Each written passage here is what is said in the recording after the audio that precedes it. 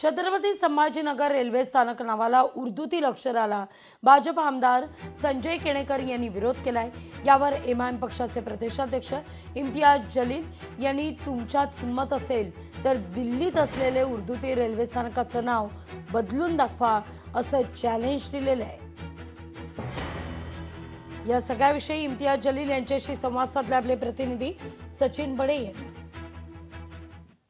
शहराचं नाव औरंगाबाद होतं, अखेर ते छत्रपती संभाजीनगर झालं। मात्र विमानतळाचं आणि रेल्वे स्थानकाचं नाव कधी बदलणार ही प्रतीक्षा होती।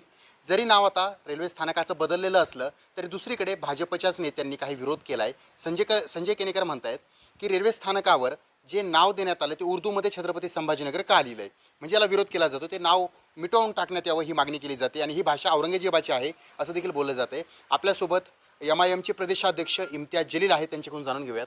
सर, काय सांगाल, आता उर्दूचा सुद्धा विरोध केला जातोय, छत्रपती संभाजीनगर उर्दूत का लिहिलं असं म्हणतात भाजप नेते? काय आहे की मी काही थोडेसे पैसे पाठवतो संजय केणेकरांना, त्यांनी ते जनरल डब्याच्या तिकीट घ्या आणि ते दिल्लीला जाऊन आले। तर दिल्ली स्टेशनमध्ये त्यांचे पप्पा तिथे बसतात दिल्लीमध्ये। त्या दिल्ली स्टेशनवरही उर्दूमध्ये लिहिलेलं आहे। आणि काही नियम आपल्याला माहीत असले की जिकडची जे भाषा असतं, जिथे लोक बोलणारे जास्त असतं त्या भाषेमध्ये लिहितं। बेंगालमध्ये बंगालीमध्ये लिहितं, अनेक शहरामध्ये त्यांची जे स्थानिक भाषा असतं ते त्या स्थानिक भाषामध्ये।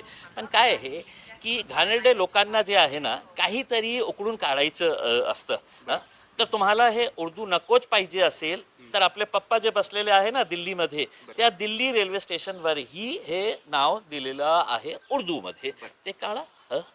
कराड साहेबांना उद्देशून हे सांगतो की आता तुम्ही रेल्वे स्टेशनला चाललंच आहे, असं काहीतरी किरकोळ कारणासाठी, काहीतरी चीप पब्लिसिटी घेण्यासाठी तुम्ही हे सगळं करण्यासाठी जातच असेल तर माझ्या वतीनं हे माझ्या वतीने हे पण मी तुम्हाला पाठवतो। रेल्वे स्टेशनला चाललंच आहे तर थोडीशी रेल्वे स्टेशनची साफसफाई पण करून टाका।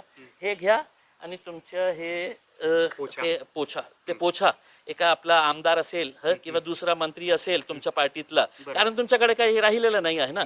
शहराच्या नावावरून किंवा उर्दूमध्ये ते नाव आहे म्हणून त्याला विरोध करताय, हे कुठेतरी त्याला अप्रत्यक्षपणे का इम्तियाज जलील यांनी विरोध केलेला आहे आणि ज्या पद्धतीने हे राजकारण केलं जातं ते राजकारण करू नका, हेच सांगणं जे आहे ते इम्तियाज जलील यांचं या ठिकाणून पाहायला मिळतंय। लोकशाही मराठी ऐका, पहा, जागरूक रहा।